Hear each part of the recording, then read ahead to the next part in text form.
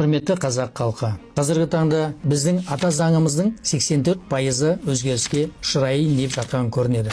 Осыған орай сіздерді менің келесі үндеуімді қолдауларыңызды сұраймын.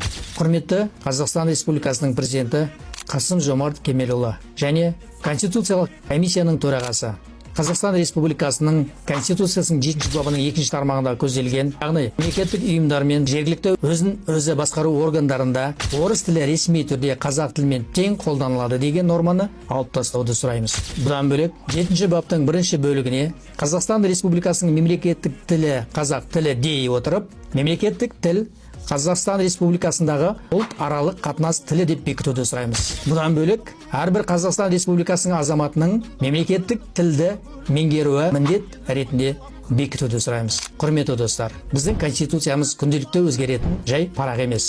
Сондықтан қазіргі таңда бұл конституциямызға жаңа өзгеріс енгізіліп жатқан кезде осы халықтың талабын сұрауларыңызды өтінемін. Рахмет.